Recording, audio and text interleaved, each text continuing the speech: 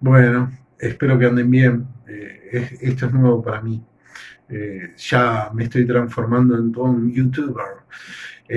Pero quería aprovechar para grabarles un video explicándoles algunas cosas y para que me vean la cara. Los extraño un montón. Nos quedamos cortos. Tuvimos la primera semana donde nos pudimos presentar en el caso de quinto A y quinto B, y en el caso de quinto C ya nos conocemos, ya tenemos experiencia, pero quería que vean mi cara destruido, y explicarles un poquito algunas cosas. Pero primero, mandarles un saludo enorme, los quiero muchísimo, nos conocemos muy poco en el caso del A y del B, pero los extraño, y en el caso del C, ya saben que los extraño. Son Pasión de Gavilanes. Esto podría ser una novela. No porque me quieran mucho, sino porque ya me tuvieron que soportar todo cuarto año, algunos en tercero. Pero bueno, saliendo de eso, los tres cursos, los extraño mucho y espero que esto pase pronto para poder volver a nuestra actividad. ¿Sí? Yo les había dado mapas en la actividad última que les mandé, y les quería dar un poquito un sustento teórico para que puedan manejar esos mapas. ¿Sí? Acuérdense que este tiempo es un tiempo donde aprendemos y enseñamos con lo que tenemos a mano. ¿Sí? Entonces, disfrutemos de, de este momento dentro de las posibilidades que tenemos. Y les agradezco mucho a todas las personas que, que mandan sus actividades, que mandan las preguntas, que están en constante diálogo conmigo, eh, tratando de aprender dentro de lo que se puede. ¿Sí? Seguido a esto, les voy a dar una pequeña reseña histórica, bastante trucha, ¿sí? Porque lo nuestro es geografía, pero necesitamos el sustento histórico para poder entender algunas cosas que después las vamos a ir desarrollando más adelante. Eh, lo que primero tenemos que entender es que nosotros a nuestra historia territorial la podemos clasificar en diferentes etapas. Hay una etapa pre-conquista, y hay una etapa de la conquista y una etapa post-conquista. ¿Sí? La etapa preconquista, nuestro territorio no tiene nombre, ¿sí? Porque no tiene la necesidad de un nombre. ¿Sí? El territorio está habitado por nativos. Y es una etapa que se llama precolonial. ¿Sí? Muchas veces y durante mucho tiempo se hizo creer, y es más, hemos celebrado el Día de la Raza. Hoy en día, gracias a Dios, ese nombre aterrador desapareció, porque yo no soy un perro cocker, así que no tengo una raza, no somos animales. Eh, pero durante mucho tiempo se hizo creer a la sociedad sobre los crisoles de raza. ¿Sí? Hoy en día nosotros hablamos de etnias, que es un concepto que no es tan fuerte. ¿Sí? Entonces tenemos una primera etapa, que es la etapa antes de la llegada de los españoles, ¿sí? Donde los nativos tienen su propia cultura, su propio territorio, lo manejan diferente. En el caso nuestro, nosotros pertenecíamos a lo que se conoce como el Imperio Incaico, ¿sí? Donde en la última etapa tuvieron a un rey llamado Huayna Capac. Huayna Capac tiene dos hijos. ¿Sí? Uno de sus hijos se llama Atahualpa y el otro se llama Huáscar. ¿Sí? Y Atahualpa y Huáscar son los hijos aptos para asumir el trono. En el caso de Huáscar, es el hijo de la primera mujer, de la colla de la reina, se podría decir, para que lo entiendan bien claro, y en el caso de Atahualpa es un hijo de segunda categoría. ¿Sí? ¿Por qué les explico esto? Porque en realidad en el Imperio Incaico, para decidir un rey, no se elegía al hijo mayor, ¿sí? Al primogénito, sino que se elegía al hijo capaz. ¿Sí? Dentro de los hijos, eh, la propuesta estaba entre Atahualpa y Huáscar. Da la casualidad que Atahualpa es el que tiene los atributos para ser un inca y Huáscar queda relegado en el segundo lugar. ¿Sí? Huayna Capac se enferma, eh, Atahualpa tiene que ir a Ecuador a solucionar unos conflictos, ¿viste? Considerando que va a ser el futuro rey, y Huáscar se queda eh, en lo que se conoce como Cusco. ¿Sí?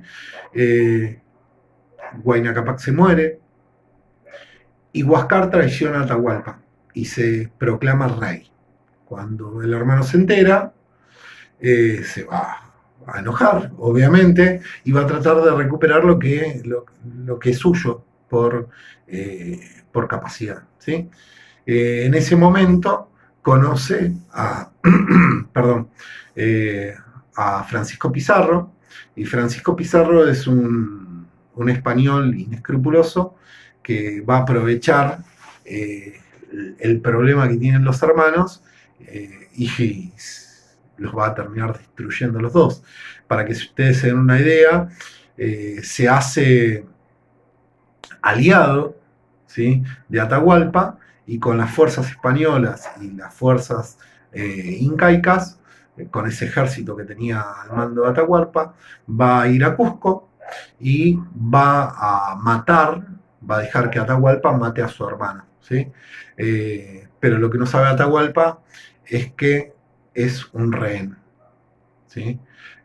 Un rehén que termina muriendo en manos de Pizarro y se va a transformar lo que se conoce como Cusco en el virreinato del Perú.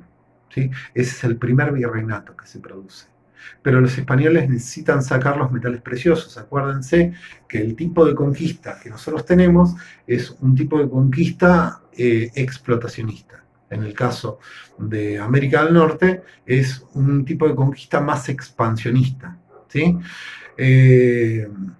Volviendo a esto, van a destruir Potosí, van a extraer plata de una manera atroz y necesitan una forma de sacarla. Entonces se van a dirigir a la zona que se conoce como el Virreinato del Río de la Plata. Se va a crear el Virreinato del Río de la Plata, va a tener varias fundaciones, que en historia después la van a ver mejor que lo que la pueden llegar a ver conmigo.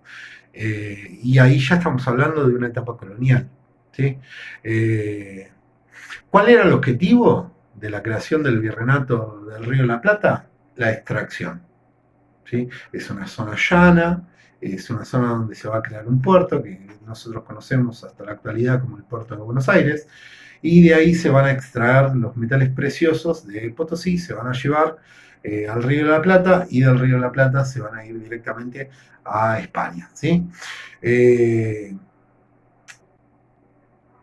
Algo importante para tener en cuenta, que con el tiempo se producen algunas crisis en el orden del reino español, y va a empezar una nueva etapa que se va a conocer como la etapa independentista. ¿Sí? ¿Por qué se produce? Y yo les podría decir que en un panorama histórico, la Revolución de Mayo, desde mi punto de vista, ojo, está hablando el profesor Alberto Wagner, no comienza en 1810, no empieza con la Semana de Mayo. Desde mi punto de vista, empieza ya para 1805. ¿Sí? Acuérdense que España está sufriendo graves problemas, está la invasión napoleónica. En la invasión napoleónica, España tiene un rey en un principio que se llama Carlos IV, que es un imbécil, y Carlos IV tiene un hijo que se llama Fernando VII. Fernando VII tiene todas las capacidades para ser rey. Napoleón le pide a Carlos IV atacar a Portugal porque está comerciando con los ingleses y a Napoleón no le sirve esto, porque él quiere dominar el mundo. ¿Se acuerdan de Pinky y Cerebro? Napoleón Bonaparte sería de Cerebro, ¿sí? Él quiere conquistar el mundo. ¿Se acuerdan lo que dice Cerebro? Dice, ¿qué vamos a hacer esta noche? Tratar de conquistar el mundo. Es, un, es una parodia de la invasión napoleónica, aunque ustedes no lo crean, en un dibujito animado, pero creo que son demasiado jóvenes y no lo habrán visto. Pero bueno, es de mi tiempo, perdón. Eh, bueno, empieza la etapa independentista, ¿sí? En 1805 se produce la invasión napoleónica. Esta invasión napoleónica va a llevar a que Carlos IV renuncie al trono, le regale el trono a Napoleón Bonaparte. Antes que eso, Fernando VII, el heredero de Carlos IV, le va a decir al padre, dame el trono, dame la corona, se va a encargar y se va a poner el reino español encima. Carlos IV va a ir a Napoleón Bonaparte y Napoleón lo va a obligar a abdicar a favor del padre, le va a tener que devolver la corona y Fernando VII, el legítimo rey de España, termina preso en la Bastilla, ¿sí? Que es un castillo. ¿Sí? Las noticias llegan tarde al Virreinato del Río de la Plata, pero vieron cómo es el chusmerío. Llega. Para 1806 y 1807 se dan las invasiones inglesas. Los ingleses se ven saturados por Napoleón Bonaparte, porque Napoleón decide hacer una guerra de tipo más económica, porque sabe que no le puede ganar frente a frente. ¿Sí? Entonces va a empezar su etapa imperialista, ¿sí? Va a conquistar a todo el mundo para que Inglaterra se termine fundiendo, ¿sí? Que la producción que tenía por la revolución industrial en 1750 más o menos, se termine llenando de producción y no la tenga a quien vender. Entonces los ingleses van a buscar una manera de seguir vendiendo sus productos y una de esas maneras es venir al Virreinato del Río de la Plata, que nosotros comerciábamos con los ingleses, ¿sí? Pero en 1806 va a empezar lo que se conoce como las invasiones inglesas.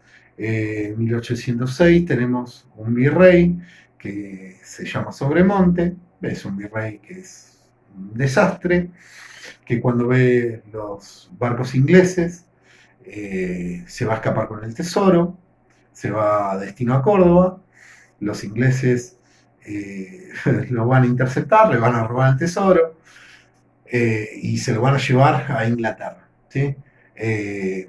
Y va a aparecer una figura importante que es la de Santiago de Liniers. ¿Sí? Santiago de Liniers es un francesito que vive en América. Y Santiago de Liniers va a ser el encargado de formar la primera milicia, que es un ejército sin ejército, es gente peleando con lo que tiene a mano. Y va reclutando gente que le tiene bronca a los ingleses. ¿Sí? Les recomiendo algo habrán hecho por la historia, ¿sí? de Felipe Pigna. Es bastante interesante para que tengan un contexto un poquito más histórico. En 1806, Liniers, con esta milicia, va a terminar echando a los ingleses y en 1807 los ingleses van a tratar de volver y no los vamos a dejar. ¿Sí? Son dos victorias que tenemos sobre el reino británico. ¿Sí? Y en 1810 se va a dar la Revolución de Mayo. ¿Sí? Y esta Revolución de Mayo va a terminar con la destitución de Cisneros, que es un virrey español que no está representando legítimamente al rey, porque Fernando VII está preso. ¿Sí? Entonces, cuando nosotros nos enteremos de que Fernando VII está preso, vamos a decir, empieza la revolución. Los españoles no están haciendo nada, se aprovechan de nosotros y bla, bla, bla. Esta revolución termina con la independencia en 1816, ¿sí? Donde nosotros terminamos de liberarnos de ellos. Pero acá viene el problema geográfico. Y este problema geográfico es que los españoles no se preocuparon en trazar los límites correspondientes en los territorios. Es por eso que muchas partes de la Capitanía General de Chile son argentinos, ¿sí? Muchas partes de lo que nosotros conocemos como Brasil eran parte de nuestro territorio. Muchas partes de lo que es Bolivia en la actualidad eran partes del virreinato del Río de la Plata, ¿sí? Entonces, cuando nosotros logramos pegarles un boleo en el traste a los españoles, vamos a tener problemas en el trazado de nuestros límites y van a empezar guerras con nuestros propios hermanos, ¿sí? Pero empieza una etapa que se llama guerras civiles. Y esta etapa de las guerras civiles empieza en 1820 y termina con la declaración de la Constitución de 1853, ¿sí? Después de las guerras civiles, que las guerras civiles, para que ustedes lo entiendan bien, hay dos facciones, los unitarios y los federales, peleándose por cómo se va a organizar el país, ¿sí? Desde la geografía nosotros lo vemos así. Los dos quieren exactamente lo mismo, pero de maneras diferentes. Quieren un presidente, quieren una organización territorial, el establecimiento de límites, el refuerzo de las fronteras, crear un ejército y un montón de factores que son completamente necesarios para formar un territorio, ¿sí? Acuérdense que la Constitución Nacional es el libro primero, es el libro sobre todos los libros, que nos va a enseñar a nosotros el modo de entender nuestro territorio también, ¿sí? Acuérdense que uno de los requisitos para ser país es el tema del territorio, ¿sí? Y dentro del territorio nosotros tenemos límites y tenemos fronteras, que eso lo vamos a ver en una próxima clase, porque tampoco los quiero aburrir mucho más. Son 17 y 42 segundos que les estoy dejando este video. Y bueno, y después de las guerras civiles va a empezar una etapa que se llama construcción del Estado Nacional Argentino. Y en esta etapa de construcción del Estado Nacional Argentino vamos a tener tres presidentes que son los presidentes históricos. Uno va a ser Bartolomé Mitre, que va a gobernar desde 1862 hasta 1868. Acuérdense que las presidencias son de 6 años.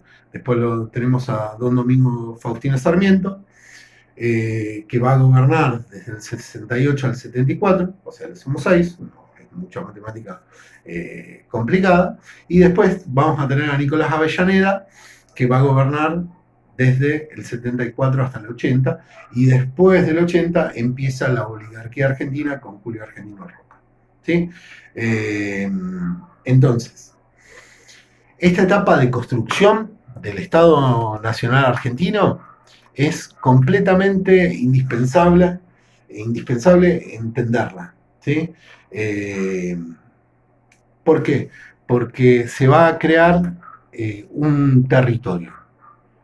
Y no se va a crear, se va a terminar de crear o se va a terminar de consolidar el territorio argentino, ¿sí? A ver, otra cosa importante para tener en cuenta.